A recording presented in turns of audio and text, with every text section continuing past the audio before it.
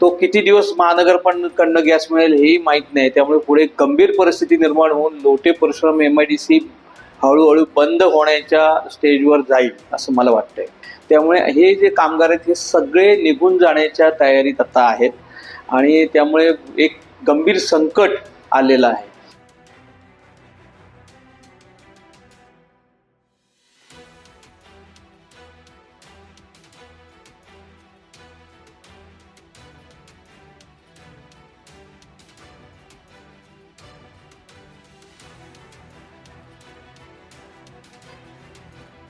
हो, परिस्थिती एकदम खरी आहे.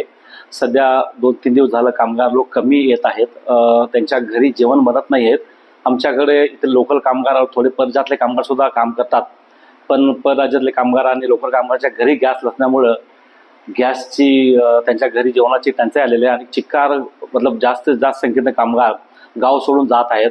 तर आता आम्हाला एक दुहेरी प्रॉब्लेम फेस करत आहोत. गॅस टंचाई आलेली आहे आणि तसेच कामगार वर्ग सुद्धा आमच्याकडून कमी होत आहे.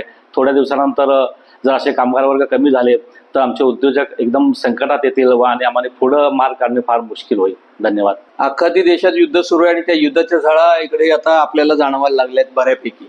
लोटे परशुराम एवढी एक मोठी औद्योगिक वसाहत आहे, रासायनिक वसाहत, आणि या वसाहतीमध्ये हजारो लोक काम करतात आणि त्या लोकांना बऱ्याचशा कंपन्यांमध्ये कॅन्टीन फॅसिलिटी दिलेल्या आहेत. त्यांना जेवण दिलं जातं, त्यांना नाश्ता दिला जातो आणि त्या सर्वांसाठी आवश्यक असणारा जो कमर्शियल गॅस आहे त्याचा पुरवठा कम्प्लिटली थांबलेला आहे. गेल्या अनेक दिवसात एकही सिलेंडर आलेला नाही आणि त्याचे दुष्परिणाम दिसायला लागलेत. उद्योगांमधले कॅन्टीन सगळे बंद पडलेत आणि त्यामुळे त्यांना जेवण देता येत नाही. त्यामुळे कामगारांमध्ये असंतोष आहे. त्या ह्याच्यामध्ये बाहेरून आलेले बऱ्यापैकी कामगार असतात की जे कंपनीत आल्यानंतर कंपनीमध्ये जेवण करतात, तर त्यांना कंपनीमध्येही जेवण मिळत नाहीये आणि बाहेर जो सिलेंडर मिळायचा 5 किलोचा वगैरे ते स्वतःसाठी वापरायचे, तोही सिलेंडर त्यांना उपलब्ध होत नाहीये.